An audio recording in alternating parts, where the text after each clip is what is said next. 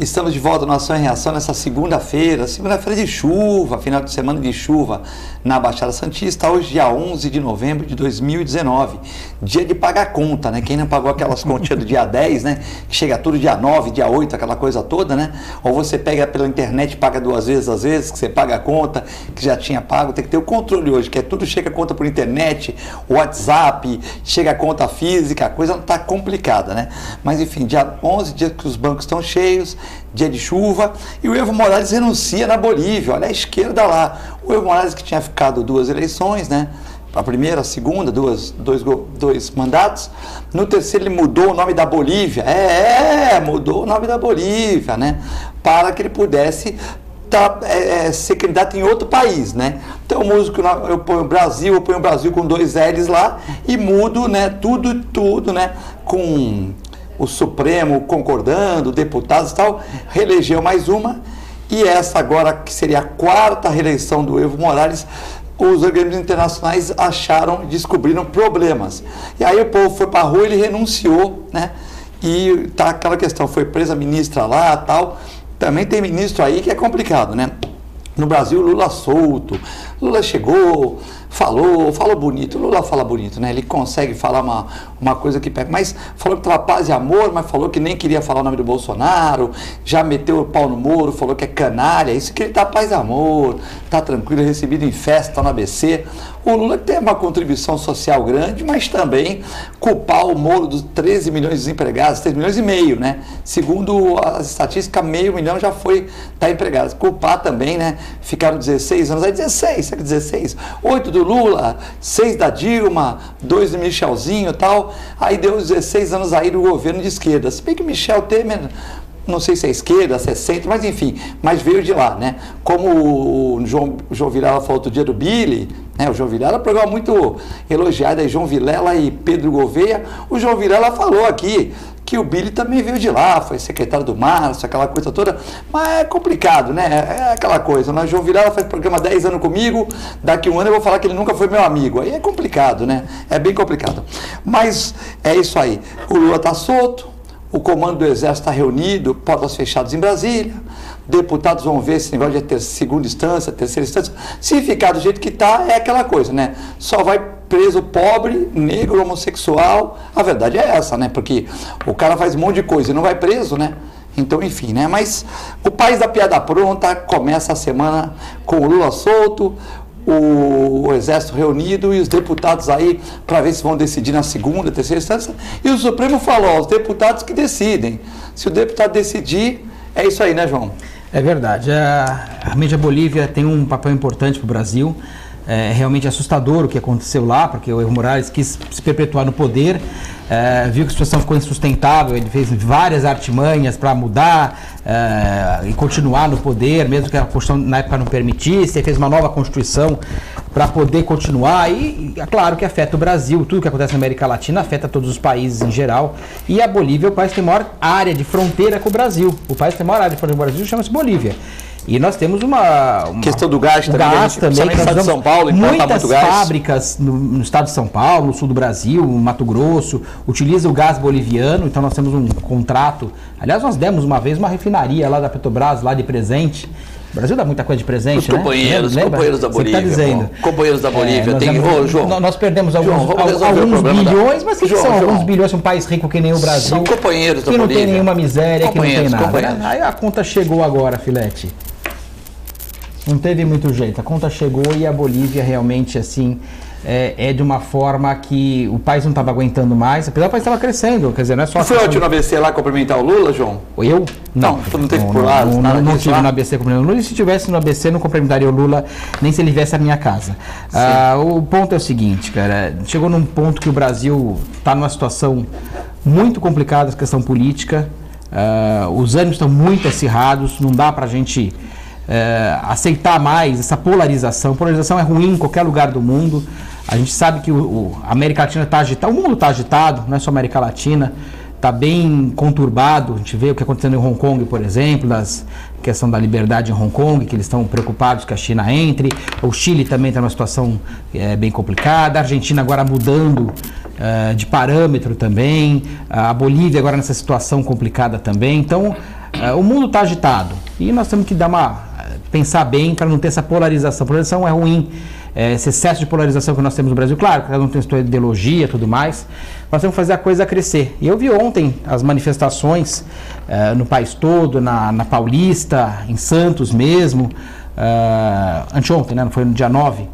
E foi muito bonito. O pessoal realmente assim querendo realmente que o país vá para frente, que mudem as coisas, que a coisa melhore. E é isso que a gente precisa realmente para o país voltar a crescer, viu, Filete? Bom, antes de passar para o professor Cassione, lembrando que o programa é ao vivo, das 13h15, com reprise às 23 horas e 1h da manhã. Você pode assistir pelos assinantes, pelo canal 11 da NET, 8 Vivo Fibra, ou pelo www.tvcomsantos.com. Reprise às 11 horas, 1h da manhã. Aos sábados e domingo, sábado, programa de segunda-feira sempre é reprisado às 9 horas, às 21 horas e à 1h da manhã. E domingo, escolhemos um programa da semana para passar também às 9 horas e à 1h da manhã. E também você pode participar hoje, mandando pergunta para o João Vilela, que é o nosso convidado sempre fixo de sexta-feira, mas hoje está substituindo o Dr. Clemente. E para o professor Cassione, que está nos estúdios aqui, pelo 13-99711-5545. Professor Cassione, um prazer tê-lo novamente na segunda-feira. Prazer é meu. Um abraço a você, um abraço ao João e aos caríssimos telespectadores. Nós marcamos de falar hoje sobre a segunda instância, né, que agora está no Congresso, tá, essa questão toda, e o Cassione vai dar uma explicação para as pessoas sobre essa questão da segunda instância no Congresso, como é que fica, como é que não fica. É isso, Cassione? Primeiro eu ouvi João Vilela, o João falando sobre o problema da situação conturbada em várias partes do mundo, com radicalização, uma polarização de esquerda e de direita. Eu acho que no Brasil não é só a polarização da esquerda e da direita.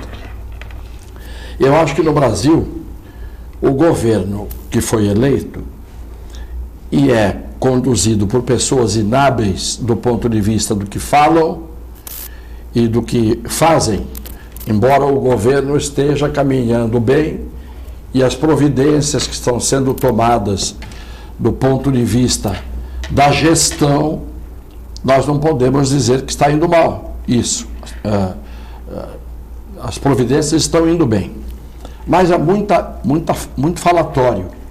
E muito falatório amplificado por muita gente, não apenas nas redes sociais, mas principalmente por uma grande parte da imprensa. Por quê?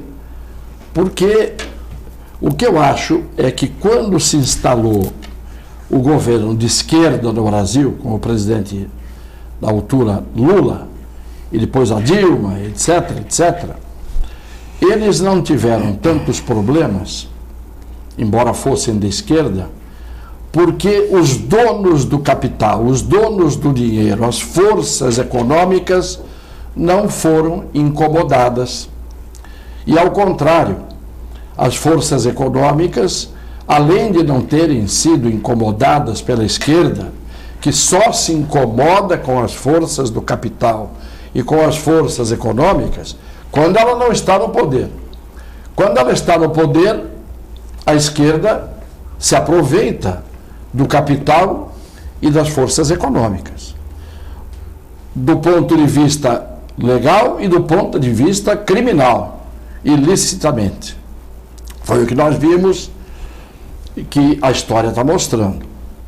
Hoje, o que eu estou vendo é que o atual governo está incomodando grandes bancos, está incomodando grandes conglomerados econômicos, está incomodando, em suma, aqueles que detêm o poder sem estar nos cargos do poder. Aqueles que manejam as marionetes, que são os que estão nos cargos, os políticos e assim por diante, com o seu poder econômico. Poder econômico é quem decide, porque sempre foi assim. Ou é a força bruta, isto é, o emprego das armas, ou o emprego do capital, o emprego do dinheiro. O dinheiro é que manda. Ninguém pense que você enfrenta o poder econômico impunemente, de jeito nenhum. Então, um exemplo é a Rede Globo de televisão, que já perdeu muito do que tinha e não quer perder mais, e está usando o seu poder junto à população para deformar a opinião pública e para desinformar a opinião pública.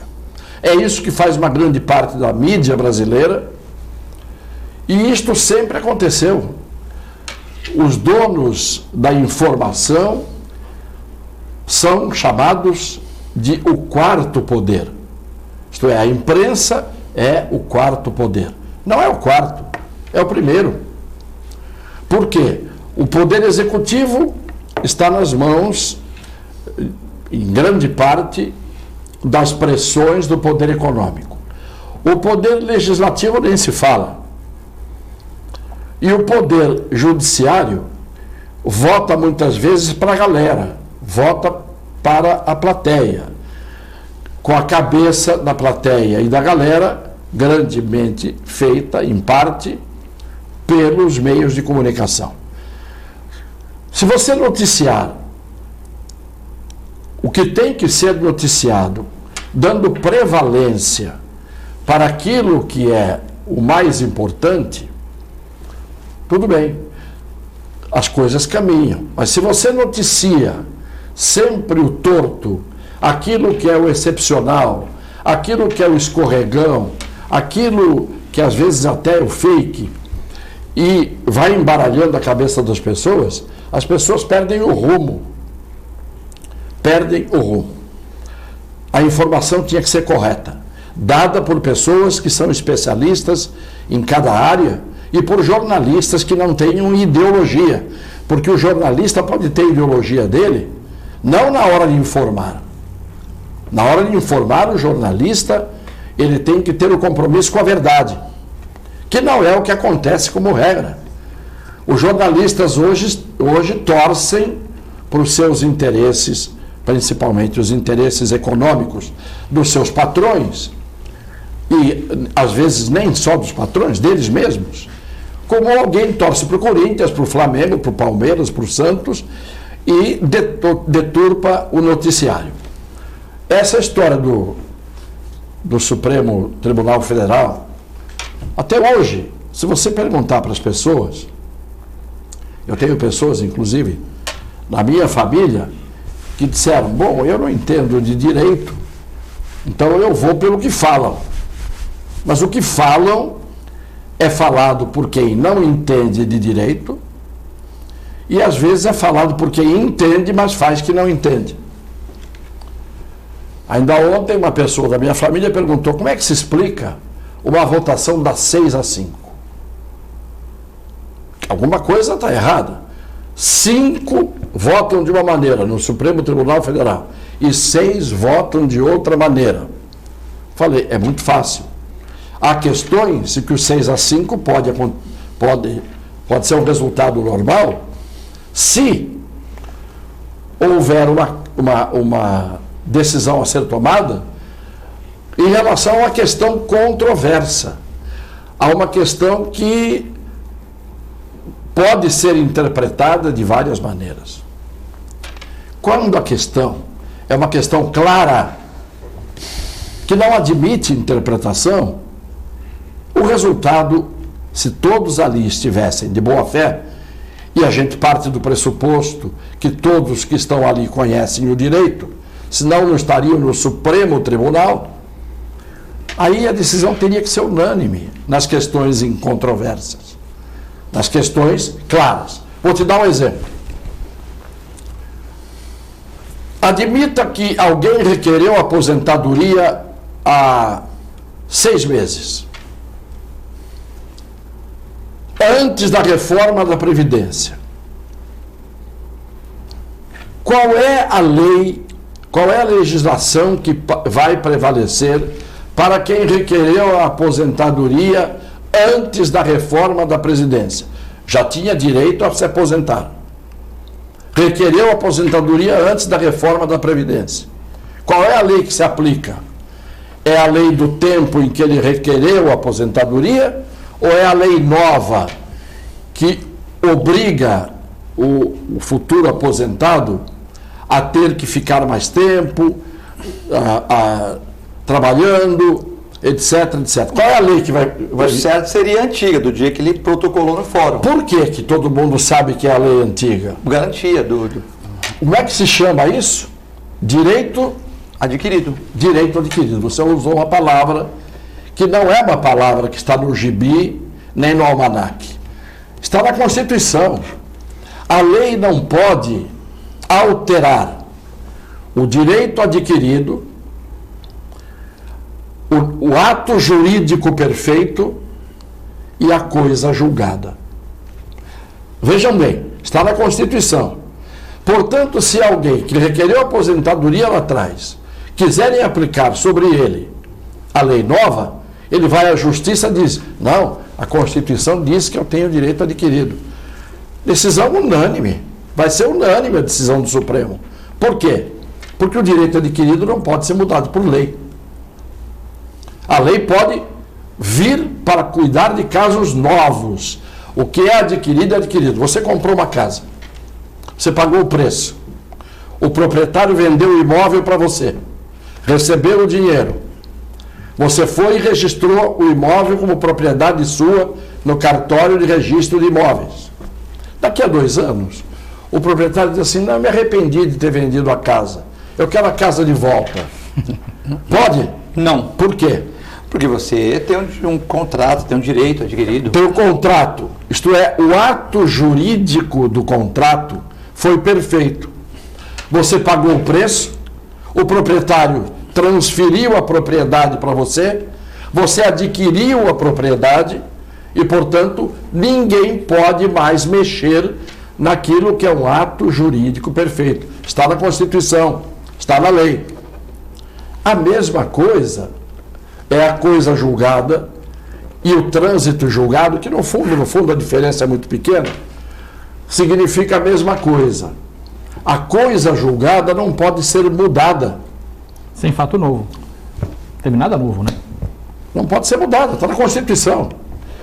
Então, se o seu direito adquirido não pode ser mudado, se a compra e venda que você fez de uma casa, porque é ato jurídico perfeito, não pode ser mudado. E não pode ser mudado porque está na Constituição. A menos que você possa mudar a Constituição. No caso do trânsito em julgado ou da coisa julgada, está definido no artigo 5º da Constituição, capítulo dos direitos e garantias individuais, que você não pode ali mexer na Constituição. São as chamadas cláusulas pétreas. Pétreas por quê? Você só pode alterar a Constituição com uma nova Assembleia Nacional Constituinte. Ou genérica, isto é, vamos fazer uma nova Constituição, ou específica. A Assembleia Nacional Constituinte é convocada para mudar tais e tais e tais artigos. Aí, esta nova Assembleia Constituinte pode mudar os artigos imutáveis, que são chamados de cláusula pétrea. Portanto, o direito é matemática. Ninguém vai inventar uma tabuada do 6, fazendo 6 vezes 1, 8, 6 vezes 2, 33. Ninguém vai dizer isso. Matemática não muda. Do mesmo jeito que as leis podem mudar e podem não mudar. Para terminar, estão falando que o Congresso vai examinar 2 PECs. Isto é, proposta PEC. P, que nem a imprensa explica o que são as siglas. P, proposta, P. Proposta de emenda à Constituição. Proposta de emenda à Constituição você pode fazer quantas quiser. E já fizeram tantas. Só que você não pode fazer proposta de emenda à Constituição em relação às chamadas cláusulas pétreas. Isto é assim para dar segurança jurídica a todos. Se você quer alterar a Constituição, na parte que pode, você altera. Na parte que não pode, você convoca uma Assembleia Constituinte específica para mudar o que você quiser. Portanto, essas duas que estão agora, essas duas propostas que estão, uma na Câmara, que é a 410/18, que é do deputado Manente, e uma que está no Senado, as duas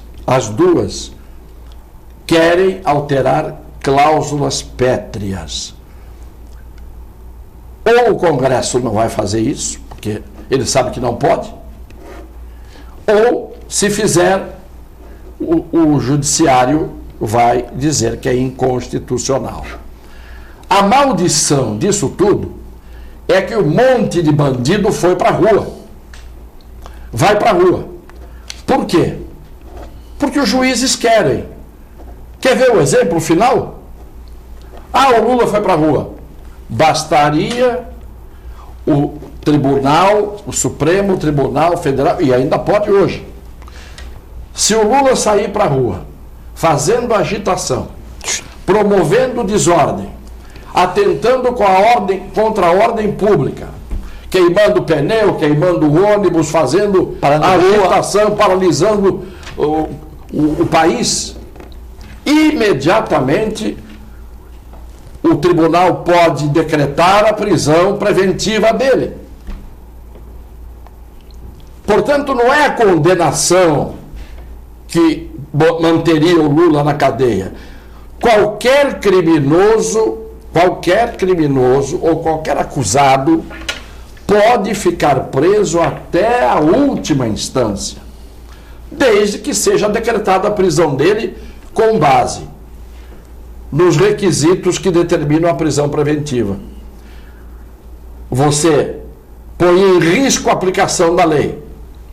Você sabota o andamento do processo e impede que o processo chegue ao seu final. Impede a aplicação da lei penal. Você atenta contra a ordem pública. Você é perigoso. Em todos esses casos, não tem nada de segunda instância. Até a última, até o Supremo, o sujeito pode ficar preso.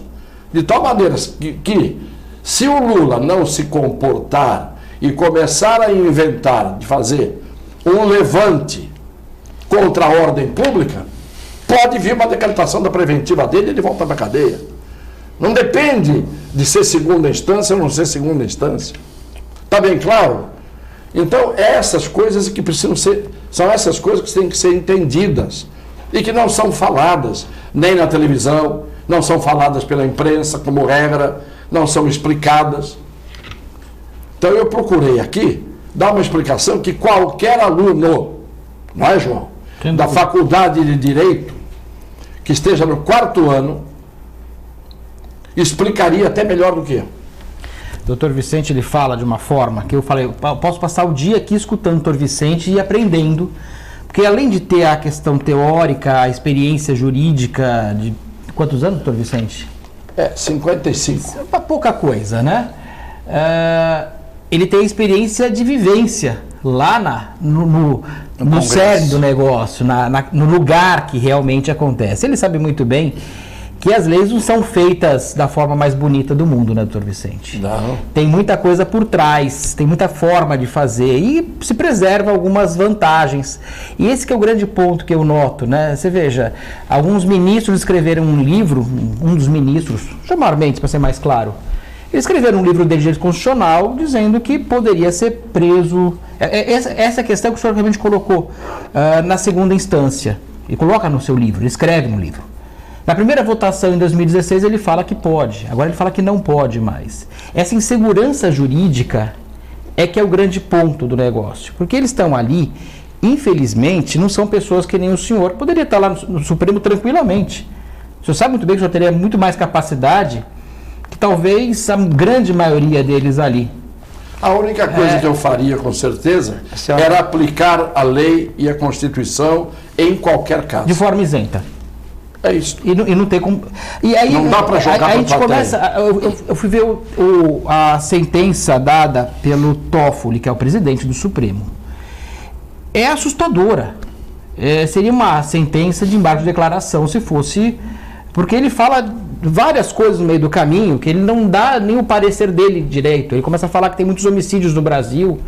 Ele fala na sua sentença que o tribunal do júri tem que ser na primeira instância, não na segunda. Ele confunde uma coisa com a outra. Quer dizer, nesse caso do tribunal do júri, a explicação é a seguinte: a lei. Que a população tem que ter o voto da população seria. Nem é por isso. A lei, antigamente, quando alguém estava processado por homicídio, o processo corria até a pronúncia. A pronúncia é o momento em que o juiz diz: vai a júri ou não vai a júri. Se for a júri, aí o tribunal do júri vai julgar. O que acontecia antes de 1973? Quem estivesse processado perante o tribunal do júri por homicídio, quando o juiz dissesse vai a júri, a prisão era obrigatória. O indivíduo entrava no júri preso. E se o resultado não fosse de 7-0 de absolvição, continuava. Recorria preso. Sim. O problema todo que todo mundo confunde é: pode a prisão em segunda instância? Pode a prisão em primeira instância. Não, antes da instância, inclusive, né? A preventiva, flagrante, toda. Mas é a primeira instância que decreta. Sim. Tá certo? Na hora que você... Mas antes da sentença, eu digo.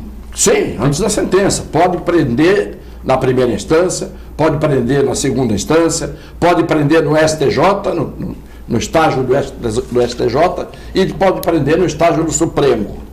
Qual é a confusão que as pessoas fazem? Execução provisória da pena de prisão. Isto não pode. Não há execução provisória de pena. Você pode ter o sujeito preso cautelarmente. Sim. Para garantir a segurança das coisas todas que eu falei. E isso ele pode ficar preso o tempo todo. Mas, doutor Vicente, o que não pode é executar a pena antes de transitar em julgado a sentença. Por quê? Pode deixar preso? Pode, mas não é pena. Agora, execução de pena só depois da sentença definitiva. Doutor Vicente, a gente nota a história, talvez seja um dos maiores exemplos para a gente ter uma ideia, né? Dos anos 40 aos anos 70, era uma denúncia, inclusive, o assiste da denúncia, o juiz mandava prender. Aí teve a Lei Fleury, que pouca gente sabe quem é esse Fleury. Muitos acham que o Fleury era o governador do estado de São Paulo, né? Nos anos 80. Não era, delegado Sérgio Fleury. Nem era o dono do laboratório. Nem era o dono do laboratório, é verdade. Mas a Lei Fleury, que o doutor Vicente conhece muito bem, foi de 73, se não me engano, né, doutor Vicente? Foi uma lei para ajustar e para favorecer um delegado do DOPS, que era o Sérgio Fleury, por algumas coisas que tinham feito, e aí passou a ter outra visão. Mas olha que interessante, a nossa Constituição de 88, né? Nós devemos tocar nesse assunto, se podia ou não podia prender em segunda instância, ver como que a questão dos poderosos é que age mais forte. A Constituição de 88, não houve mudança em cláusula pétrea. O senhor sabe muito bem, todo mundo sabe que não houve nenhuma mudança, nem tentativa de mudança. Só se começou a discutir isso quando o Eros Grau, em 2009, no auge do mensalão. Ou seja, é interessante, quando começou a chegar à porta dos poderosos, quando começou a chegar à porta de alguns, eu lembro bem que não só foi o Eros Graus na época, mas o próprio Marco Aurélio Melo, quando chegou a denúncia no STF em relação à BR distribuidora do primo dele, do Collor de Mello, que ele não se achou nada impedido em relação àquilo, é que se começou a se movimentar. Até ali, quem era preso eram os pobres mortais. De 2009 para cá, começaram a ser presos os deuses ou semideuses. Porque os deuses estão lá no Supremo, os semideuses estão um pouquinho abaixo deles ali, mas também mandam bastante, o senhor sabe disso. Então a gente começa a notar historicamente como a lei ela é interpretada de acordo com os interesses desses poderosos. Dos momentos. O senhor foi bem claro no seu início de conversa, quando começou a explicar o poder, o que faz. E esse tribunal, o senhor falou exatamente como eu sempre pensei, que tem que ser unânime, se algo é tão nítido, claro, límpido, como é que ele consegue mudar de ideia quando tem interesse? É o mesmo caso que aconteceu agora com o Bolsonaro, com o filho do Bolsonaro que pediu lá que não seja investigado e se coloca para todos que o COAF não poderia... Seja certo ou não, eu estou dizendo que é feito de acordo com o interesse. E esse que é o grande problema. Nós não temos uma segurança jurídica, que são aqueles 3 pontos que o senhor colocou perfeitamente, que dá segurança de fazer um negócio, dá segurança de montar uma empresa, dá segurança de agir, porque senão você não age. Porque se amanhã você mudar de acordo com o interesse de alguém, você não age. Então, o que eu digo é assim, se a gente começar a observar a história, a gente começar a voltar 60 anos, 70 anos, e começar a ver cada ponto que aconteceu na história, aí a gente tinha a certeza que a lei não é feita para os grandes, é feita para os peixes pequenos. A rede, ela só pega os peixes pequenos. Quando começa a pegar os grandes, ela é mudada. Mas Esse não é o só a ponto. lei que muda. Não, o interesse muda, A né? investigação já é uma investigação frágil. Quando é para investigar o pequeno, é fácil. Quando é para investigar quem tem prestígio, poder ou quem tem influência, a investigação fica patinando. Sem dúvida. Fica patinando, ninguém chega a resultado nenhum. BNDES que diga, né? Hoje, todos os que estão sendo colocados na rua, inclusive o ex-presidente Lula, volto a dizer, todos podem ser presos por determinação judicial, não para cumprir a pena, que ainda não é a hora, mas podem ser presos por aquelas razões que eu falei.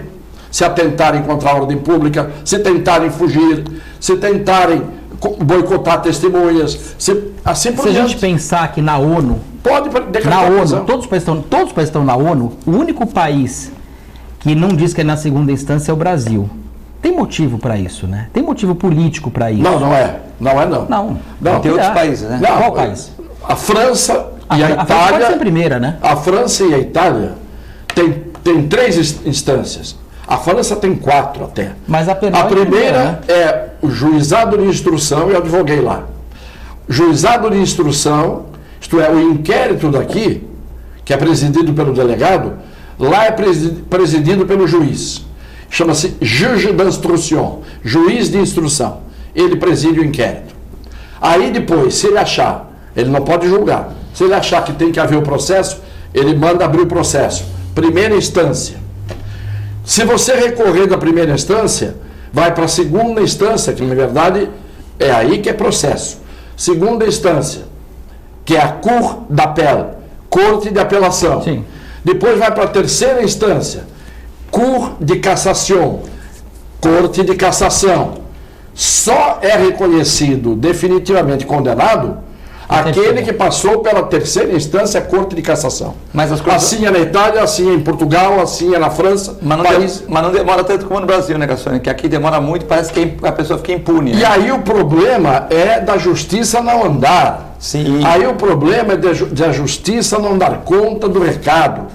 Então a gente não pode misturar, porque a justiça demora, descumpra-se a Constituição. Sim. Então eu vou descumprir a Constituição e se amanhã eu quero matar o meu inimigo, vou lá dar um tiro nele e disse, olha, Doutor Vicente, não quero nenhum processo país por cima do de mim. mundo tenha na Corte Constitucional. Porque a Corte Constitucional é outra coisa. Portugal, por exemplo, tem a Corte Constitucional. A França tem a Corte Constitucional. Mas nunca vai ser Ela julgado não caso- julga processo. Claro. A Corte Constitucional só delibera sobre assuntos que Constitucionais. dizem respeito à Constituição. Dúvidas que podem ser criadas. O nosso STF seria isso. Deveria ser, mas não é. Porque existe um recurso extraordinário para o STF Sim. de decisões de segunda instância e do STJ. O erro está em transformar o STF, com 11 ministros só, numa corte generalizada Sim. de varejo. Chega tudo lá. Decide tudo. Então, mas isto foi criado assim na Constituição de 88. E isto sim pode mudar. Isto pode mudar. Alterar a competência do Supremo pode mudar. Alterar os recursos existentes podem mudar. Isto pode mudar. Exatamente. Acabar com embargos, acabar com agravos, acabar com esses recursos protelatórios. Isso tudo pode mudar. Não mudam isso, aí querem mudar o principal, que é a Constituição, que é imutável nesse aspecto. Entendeu? Onde está, para dizer português, claro, a sacanagem toda. No Brasil, todo mundo sabe muito bem qual é o caminho das pedras. Sim. Só que se faz de besta. Bom, estamos sendo transmitidos ao vivo agora no programa das 13h15. Se você quiser mandar perguntas para o professor Cassione, João Vilela, sobre primeira instância, segunda instância, como é que é em outros países, ou o que você acha, 13 99711 5545. O intervalo é muito rápido, já voltamos.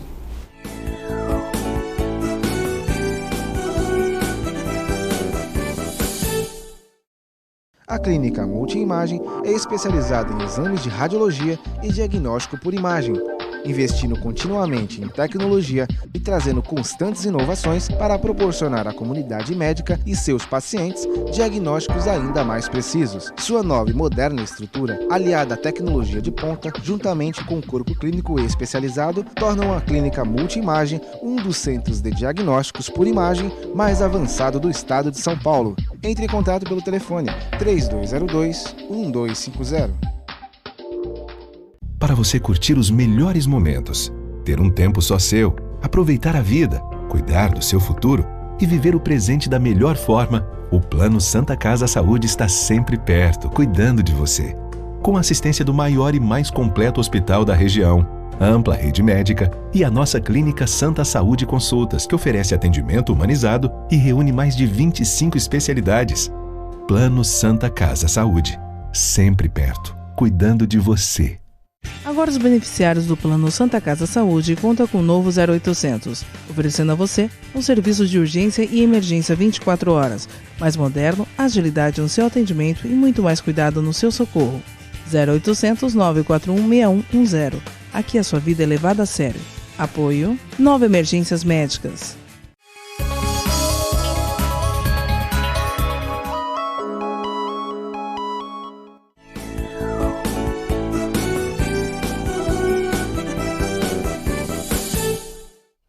Estamos de volta na Nação em Reação nessa segunda-feira, dia 11 de novembro de 2009, com o advogado e empresário João Vilela e o advogado criminalista Vicente Cassione. Vicente Cassione, o Jonas está dizendo assim, o Lula, por estar fazendo essa citação, essa bagunça toda, falando mal do nosso ministro, do presidente, não poderia ser preso? Sim, senhor. É o Jonas do Marapé. Muito boa pergunta, nós estamos falando aqui até no intervalo. Pode sim.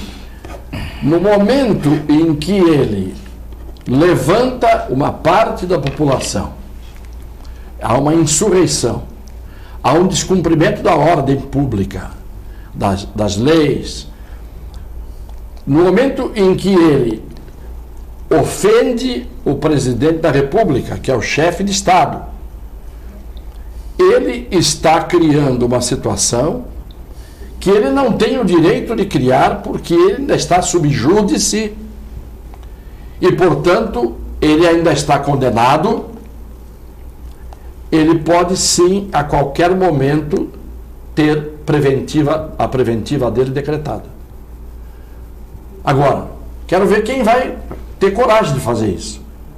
Porque o que falta muitas vezes aos juízes, não todos, é a coragem de pegar a caneta e assinar uma determinada decisão que não é só para a plateia, para a galera. Você não pode admitir um constitucionalista que escreve livros sobre direito constitucional negar a Constituição. Agora, se o Lula começar a fazer caravana pelo país, fazendo agitação, negativo, ele ainda está sob júdice. O condenado, inclusive, não pode se ausentar do distrito da culpa. Está na lei. Já se ausentou. Isto é, você tem que ficar na comarca em que você mora. Então, tudo que ele fizer que esteja... Vai para Recife agora. Então, dependendo do que ele aprontar nesse período, vai aparecer, sim, um juiz que vai decretar a prisão preventiva dele. E aí está absolutamente dentro da lei. Então a confusão é essa. Uma coisa é cumprir a pena antes da hora. A outra coisa é poder ser preso. Pode antes da sentença, pode depois da sentença, e pode em segunda, em terceira, em quarta instância, e em quantas instâncias existirem. Agora, por que não se diz isso para a população? Por que não se explica? Por que manter a população na ignorância ou na dúvida? Quem não deve nada para ninguém e conhece direito, tem o dever de explicar direito. É esse o problema. Eu, se tenho autoridade para isso, se o Lula continuar fazendo o que ele está fazendo, eu decreto a preventiva dele. Tem gente defendendo o Lula aqui também. A Hélida está defendendo. Falou que deveria ser 11-0. É uma análise técnica, não ideológica. O Lula não está excitando a população, está exercendo seu papel de líder, João Vilela. Não. Ele é um réu condenado ainda, está sob júdice. Sim. Ele pode exercer o papel de líder se ele for absolvido ou se ele condenado cumprir a pena. Aí ele sai pagando débito com a sociedade. Se ele for absolvido, não tem débito. Ele pode exercer o papel de líder. E eu não estou dizendo isso porque é o Lula. Isso vale para o Lula, vale para o Bolsonaro, vale para o Zé Dirceu, para o João das Couves, para o meu pai, se estivesse vivo, vale para todo mundo, vale para mim. É esse que é o problema, que talvez não vale exatamente, né? A venda da justiça, que é para não enxergar quem que ela está fazendo, só aplicar a lei, não é assim da forma. Mas aí é que está, mas quando tem um telespectador que defende o Lula, dizendo que ele tem o direito de fazer isso, ele não tem. Ele tem o direito de estar solto? Tem. Até porque também cumpriu um sexto da pena também. Porque né? É uma coisa só, doutor Vicente. Depois de condenado, ele pode fazer o que ele quiser. Por enquanto, não. Agora, a pena ele não pode cumprir antes da sentença final. Mas a preventiva pode ser decretada contra ele. Sim. E ele volta para a cadeia. A gente tem uma visão que o perigo das pessoas são aquelas pessoas que é o homicida, o cara que te assalta na esquina, o cara que tá com uma faca, com um revólver. A gente tem essa visão sempre. A gente tem medo dessas pessoas, né? Uma pessoa entra armada num restaurante que a gente tá, cria aquele pânico, a pessoa que furta de uma forma mais ostensiva, que comete o roubo. A gente fica com aquela questão, né? A gente tem medo dessas pessoas. Eu tenho muito mais medo do corrupto. Porque o cara que comete corrupção, ele mata indiretamente muito mais do que o cara que furtou, que cometeu o roubo, o latrocínio, o que seja, de uma forma que choca a sociedade, é claro que choca.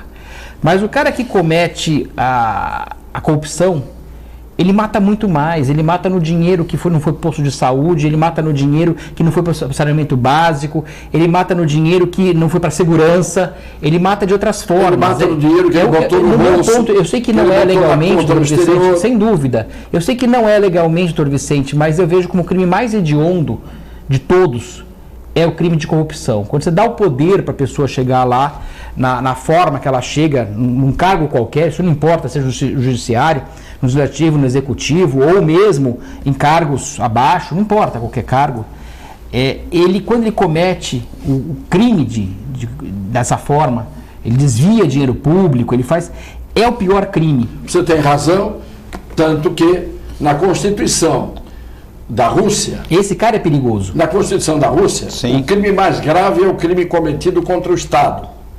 O segundo crime mais grave é o crime de corrupção. Esses crimes, por exemplo, na China, são os que são punidos com fuzilamento. Sim. Hoje em dia eles mudaram. Não é o homicida que é punido com fuzilamento. Também. É o corrupto. Também. Os dois, né? Entendeu? Sim. Mas o homicida, dependendo do homicida, ele vai cumprir pena na China. Não é? A pena de morte é a mesma coisa no Brasil. Você tem pena de morte no Brasil? Não. Não, até tem em época militar, aquela questão toda de guerra, né? Tem eu digo, na pena de morte para o criminoso, qualquer ele que seja. Não. Normal não. Não tem. Você tem pena de trabalhos forçados? Também não poderia. Não. Por quê? Porque uma cláusula pétrea da Constituição diz: não haverá pena de morte, nem prisão perpétua, nem pena de trabalhos forçados. Que aí se confunde obrigatório com forçado. Né? Porque o forçado poderia ser o cara quebrar pedra, por exemplo, uma mina, Não. ou o cara trabalhar obrigatoriamente. Não, ele não pode trabalhar obrigatoriamente. Então, exatamente, eu estou falando. Se não é forçado de força, é o forçado de obrigatório. Se o sujeito disser, eu não quero trabalhar, problema dele. Sim. Ele não quer, não quer. Não tem a remissão da pena, não tem nada e tudo bem. Agora, ele não tem remissão de pena, não diminui o tempo que ele vai ficar lá dentro, ele tem mau comportamento por isso, se prejudica. Mas a Constituição colocou, não tem pena de morte, não tem prisão perpétua e não tem pena de trabalho obrigatório. Porque ela coloca forçado. A impressão do forçado dá aquela impressão do cara colocar uma bola de ferro no pé e botar ele para quebrar pedra. E não é isso, é obrigatório. Eu sei. Mas o problema é que a forma que escreveram também, se falasse, olha, é proibido o trabalho obrigatório, ou o trabalho insalubre, ou o trabalho... Ter explicado de uma forma melhor, é que foi forçado, é claro que é obrigatório, mas as pessoas imaginam que o forçado seja com força. Ninguém vai pegar o chicote e fazer ele trabalhar. Exatamente. É que essa palavra foi herdada do Código das ordenações manuelinas, filipinas. E se a gente começar a olhar as constituições e as leis da época, né, doutor Vicente, a gente começa a pegar, quando o Brasil foi descoberto, nós sabíamos que distinguiam o que eram os peões, a lei separava dos peões, aqueles que andavam a pé, dos cavalheiros ou cavaleiros, aquele que andava a cavalo. Ou seja, separava em duas classes sociais e as penas eram diferentes. E parece que isso, apesar de tudo dizer o contrário, parece que continua sendo igual. Na prática é igual. Os peões têm um tratamento e os cavaleiros ou cavalheiros têm outro tratamento. Você conceberia, por exemplo, hoje, uma pessoa ser escrava com direito do feitor ter a propriedade sobre a pessoa? Absurdo. Eu vendo, eu compro, eu mando matar. Por quê? Porque aquela pessoa é um escravo. É um objeto. E isso há 200 anos no Brasil era lei. Era protegido por lei. O sujeito tinha o direito por aí de comprar o ser humano. Como é que a lei ela é manipulada, né? Você veja como é que as coisas, ainda nesse ponto, evoluímos mais ou menos. Porque ainda tem muita gente trabalhando numa condição análoga de escravo e tem muita gente ainda, hoje em dia, fazendo o trabalho, não é? De uma forma degradante. Sim, fica devendo mais do que ganha, né? Bom, notícia que não tem nada a ver com o programa, mas notícia importante agora em primeira mão. O presidente do Santos, o Pérez, foi afastado do clube por 15 dias, né, determinação da CBF, e o presidente em exercício, Orlando Rolo, acaba de protocolar no conselho, meu Deus do céu, isso vai dar problema, hein? Rolo protocolou no conselho do Santos a indicação de 4 conselheiros para o gestor: Luiz Fernando de Oliveira Cardoso, Mário Badulis, Marisa Brígido Mendes e Orlando Lopes Parra. Então o Rolo, na sua condição de presidente durante 15 dias, já destituiu alguns gestores, já está colocando outros, né?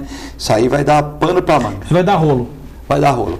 O Gustavo do Campo Grande, manda uma participação importante aqui. Boa tarde, João e Cassione, programa excelente. Segundo ele, o Lula é um larápio, entre outros elogios, detonou todos. Sobrou para a Globo, SBT, Silvio Santos. O Lula falou que estava paz e amor, João, mas está revoltado e vingativo. Aparentemente estava embriagado. Ele que está falando, hein, Gustavo? O presidente Eliseu prometeu retornar ao poder. O que você acha disso, João e Cassione? Há um boato que militares estão reunidos e prenderão eventuais arruaceiros em navio estilo Raul Soares. Acho que não. Qual a sua opinião, João e Cassione, por favor? Esperamos que a PEC seja aprovada. O Brasil precisa de profilaxia urgente. Sou o Gustavo do Canal 2. Um abraço a todos.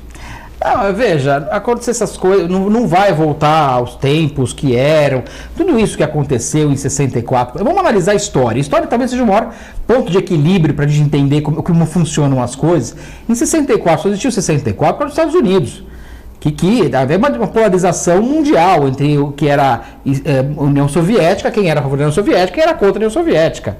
E esse era o ponto, já tinha tido Cuba. Vamos entender como é que a história andou para poder entender como é que funcionaram as coisas. Não volta isso dessa forma. E hoje tem um diferencial, doutor Vicente, que mudou bastante, que é a tal da mídia social. A internet, o Facebook, Isso mudou muito. As campanhas políticas eram de uma forma, hoje estão de outra. Hoje não manda mais tanto o dono da Globo, o dono do SBT, o dono de qualquer emissora de televisão ou de jornal. Ele manda muito ainda, mas não manda tanto quanto a internet já manda. Então as coisas estão mudando muito rápido. Mudou o chip, vamos dizer assim, a molecada mudou completamente. Hoje tem uma nova esperança no meio do caminho, também é um problema também, tem os dois lados, claro que tem, mas tem uma mudança muito grande, as pessoas estão enxergando de formas diferentes, bem diferente, não é só da forma que se enxergava antigamente. Então nós tivemos uma mudança que é justamente cada um poder se mobilizar. Eu não tinha essa possibilidade antes. Eu não tinha como ligar para você tinha 20 amigos, você ligar para 20 amigos. E hoje você consegue bombardear na mídia social, você consegue, por um WhatsApp, mudar muita coisa, consegue reunir uma multidão, e a mudança está vindo por isso aí. O Bolsonaro nunca se elegeria, nunca, nos parâmetros antigos. Ele se elegeu por causa disso. Não só ele, como vários outros parlamentares, várias pessoas se elegeram de outra forma. E o mundo mudou bastante em relação a isso. Você vê o que está acontecendo em Hong Kong hoje? É isso. Hong Kong ele não aceita estar mais na China obrigando ele a fazer. Ele já sabe, ele já conhece o que é liberdade. Eu acredito que está tendo uma mudança, apesar de toda a conturbação mundial. A Bolívia, que aconteceu ontem, por exemplo, é um exemplo também claro disso. O Chile, que está acontecendo, também é um exemplo bem claro disso. A população está tomando poder, para o bem e para o mal. Não é só para o bem, mas eu acho que é mais para o bem do que para o mal. Eu concordo com você em parte com relação às mídias sociais, à internet, às redes sociais. Por quê? Porque ainda a fonte da notícia ainda é a imprensa escrita, falada e televisada. Tradicional. E onde estão os comentaristas, que são os tais formadores de opinião. Se uma notícia vem e é dada, e os comentaristas vão para um determinado lado, normalmente a rede social, uma grande parte dela, também vai, acreditou naquilo, fez a cabeça e vai defender aquela ideia. Não é? Ninguém tem direito de pensar com a sua própria cabeça, porque não é fácil você ter acesso às verdades. Você não sabe realmente o que está acontecendo. E a outra coisa, eu tenho um pouco de medo quando existe essa embriaguez, sim, de liberdade. Quando o povo já sabe o que é a liberdade. O grande problema é precisar saber se a parte do povo que é de esquerda, que uso vai fazer da liberdade, se a parte do povo que é de direita, que uso vai fazer da liberdade, e se a parte do povo que não é nem fanático a favor do Flamengo, nem a favor do Fluminense, do Fla-Flu, sim, o que acaba acontecendo? Fica sendo, de certa maneira, exprimida no sanduíche entre a liberdade da esquerda e a liberdade da direita. E pelas pesquisas que Esse estão é o sendo problema, feitas, que são a maioria das pessoas. Não, então aí que está. Pelas pesquisas que foram feitas, vê a última campanha eleitoral, é um terço e um terço. Sim. E quando esse um terço, e continua nesse um terço radicaliza para a esquerda, um terço radicaliza para a direita, e um terço depende. Depende como é que está a esquerda, depende de como está a direita. E já era assim antes. Vamos lembrar que o Lula não foi eleito vários anos, várias que ele se candidatou, porque o pessoal tinha medo que ele fosse implementar um Estado de esquerda. Ele nunca foi de esquerda. E esse terço não votava nele, esse terço do meio não votava nele. Não votava nele, passou a votar, quando veio aquela carta aos brasileiros, inclusive depois da eleição, o doutor Vicente vivenciou isso, viu isso de perto. Mas o grande ponto é esse. A gente começa a notar que tem os extremos, os radicais, dos dois lados, claro, mas tem uma via nesse meio que são de pessoas de melhor bom senso, vamos dizer assim. Pessoas que vivem, trabalham, raciocinam melhor e veem, olha, não adianta ser extremo nem de um lado nem do outro.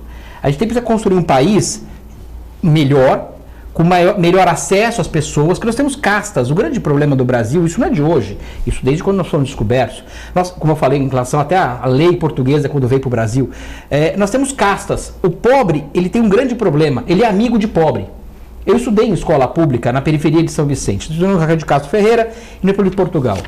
O pobre, ele acaba sendo amigos pobres. Os meus amigos eram da Cidade Náutica, Tiapuã, era do México 70, era a região que você tinha ali em volta. E o rico continua tendo amigos ricos. Então, quem estudou no Universo, quem estudou no São José, quem estudou em colégios mais sofisticados na época, acabou tendo amigos ricos. Esse dividiu as castas. Antigamente, você misturava um pouco. Você tinha ali, por exemplo, no Canadá, pessoas que vinham sem dinheiro e pessoas que tinham dinheiro, porque o estudo tinha uma qualidade bem interessante. Melhor até do que a escola privada atual, sem dúvida. E o ponto é esse. Então, nós temos que saber dividir, e essas pessoas, hoje, da periferia, estão começando, eles não são de esquerda. Eles são grandes empreendedores. Eles não sabem, às vezes, fazer a coisa da melhor forma, mas estão aprendendo rápido. Todo mundo tem seu celular, todo mundo consegue atingir e saber pesquisar até no YouTube o que interessa e o que não interessa. Começam a montar suas empresas. Eu começo a ver pessoas que antes estavam na periferia, que eram manipulados, principalmente pela esquerda, mas eles eram manipulados por todos. A manipulação talvez seja o grande problema na política. Exatamente.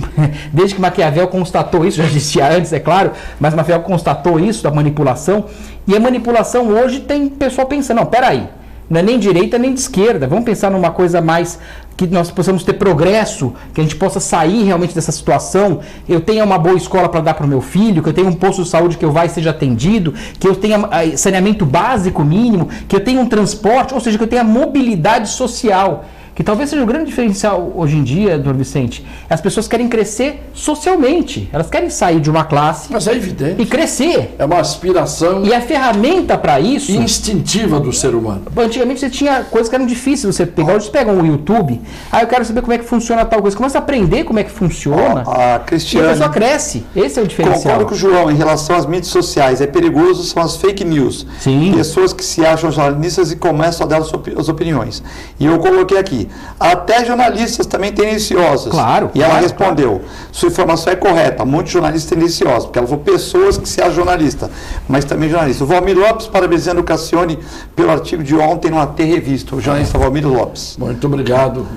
O Uriel perguntando aqui, caro professor, levar em conta a decisão do STF, por que não se cobra um judiciário mais rápido, como nos países que o senhor mencionou? Não interessa para eles. Para acabar com tanta demora, né? Porque o número de processos, tudo é judicializado no Brasil. O que tinha que existir num país como o nosso, muito populoso e com tantos conflitos, seriam os juizados de bairro. Juizados de bairro, juizados de quarteirão até.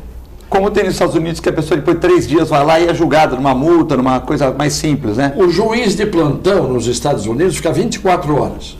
Teve um acidente de trânsito, vai para frente do juiz, na hora ali. Examina e diz assim, o que o senhor escolhe? 5 dias de cadeia ou só paga $1.000 a hora aqui? O cara tem que escolher uma das duas e vai para a cadeia 5 dias. É melhor você ir para a cadeia 5 dias do que você pegar 4 anos de prisão no Brasil e a lei dizer que você vai cumprir em regime aberto.